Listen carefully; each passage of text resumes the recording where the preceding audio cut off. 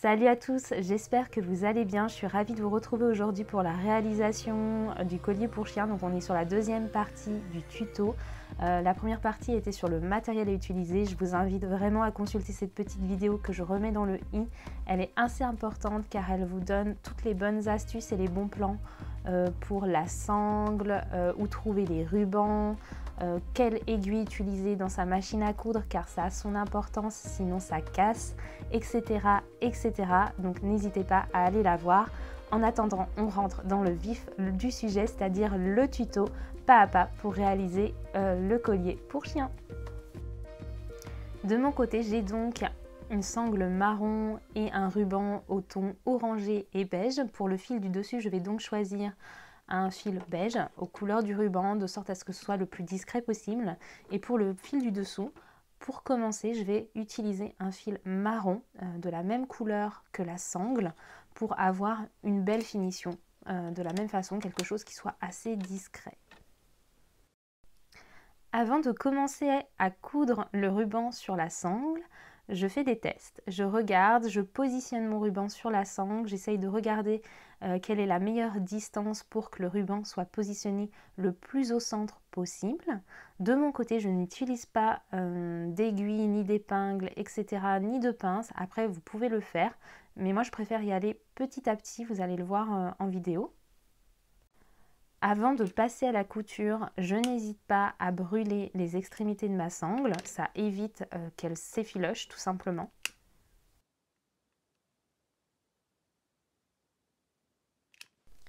Je commence donc à coudre le côté droit de ma sangle avec le côté droit de mon ruban. J'essaye de positionner mon ruban le plus au milieu possible, mais légèrement décalé à gauche, car par expérience, au moment de la couture, le ruban va venir se déplacer un tout petit peu à droite. Donc n'hésitez pas à faire des tests, à coudre, je dirais, sur une dizaine de centimètres et puis voir ce que ça donne. Au début de votre couture, n'oubliez pas de faire un aller-retour pour créer un point d'arrêt.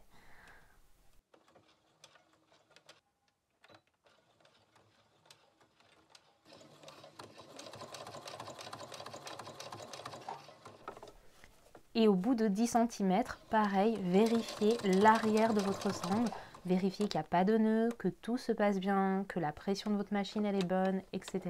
etc.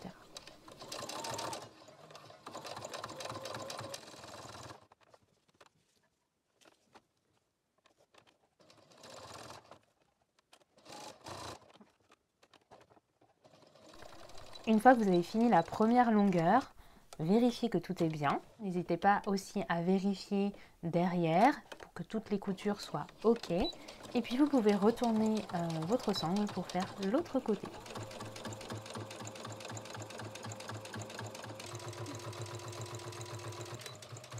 Une fois que c'est terminé, je vous invite à admirer le travail, à vérifier que tout est droit. Et ensuite, je vous invite à découper les petits bouts de fil, à brûler encore les extrémités si besoin, pour cleaner un petit peu tout ça.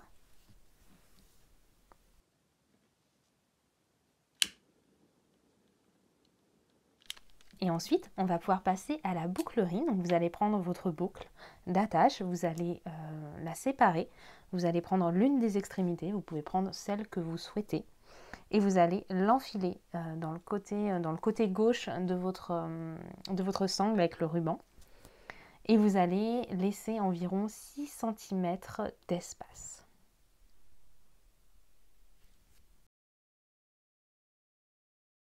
Alors ensuite, ici, on va passer aux coutures pour coudre la boucle sur le collier. Donc on va commencer à assembler le collier.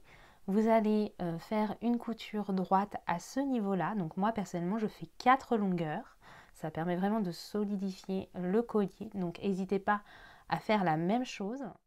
Vous allez faire un deuxième trait et entre ces deux traits, vous allez faire une croix. Voilà, ça permet vraiment de solidifier l'ensemble.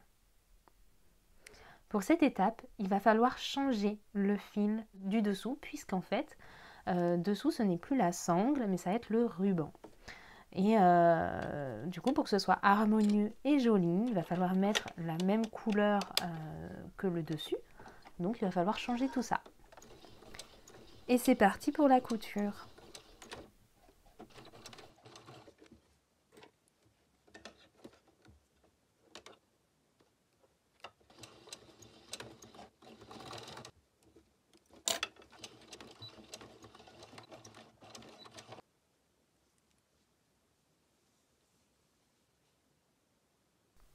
Ensuite, une fois cette couture réalisée, vous allez pouvoir glisser la boucle, celle à laquelle on attache le mousqueton de la laisse, dans le collier, au niveau de la dernière couture.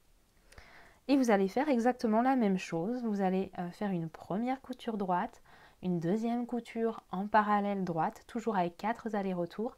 Et vous allez faire une croix toute simple, où là, moi, sur la croix, je ne voulais pas préciser, mais je fais tout simplement une couture avec des points d'arrêt au début et à la fin. Ensuite, on va faire une jolie finition à la fin de cette extrémité de la sangle pour ne pas la laisser comme ça, et on va faire ce qu'on appelle un point zigzag. Donc je vous montre le point que j'utilise sur ma machine. De mon côté, je le change pour le mettre à 4,5 mm de largeur. Je trouve que c'est un bon compromis. N'hésitez pas à faire des tests, et pareil, je repasse dessus environ 4 fois au niveau de la couture pour être sûr que ce soit bien couvert, bien joli, etc., que la finition soit vraiment top. Une fois que tout ça est fait, on va pouvoir passer à la partie réglable du collier, et c'est à ce moment-là qu'on va glisser le triglide dans l'autre extrémité, de l'autre côté de la sangle. Donc on glisse notre triglide. Une fois qu'on a glissé notre triglide, on glisse l'autre partie de la boucle.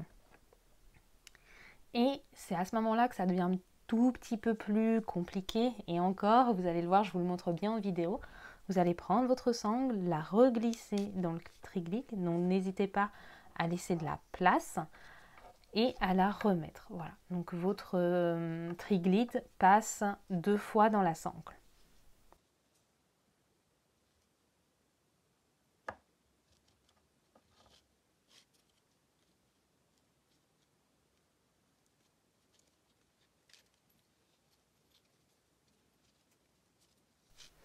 Et là, je vous invite à faire des tests, à mesurer, etc. pour ajuster au mieux la taille de votre collier par rapport au tour du cou de votre chien. Une fois que tout ça est bien en place, on laisse un tout petit bout de sangle à l'extrémité, quand même suffisant, parce que vous allez voir que sur cette extrémité, ça peut être un petit peu gênant de coudre, donc il faut quand même laisser, je dirais bien, 3 bons centimètres pour être à l'aise. Vous allez faire une couture droite toute simple.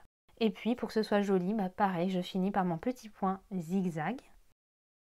Et voilà, une fois que ça est fait, c'est terminé, le collier est finalisé, vous pouvez le tester sur votre chien, vous pouvez l'admirer, vous pouvez aussi le nettoyer un petit peu s'il y a des petits bouts de fil qui dépassent.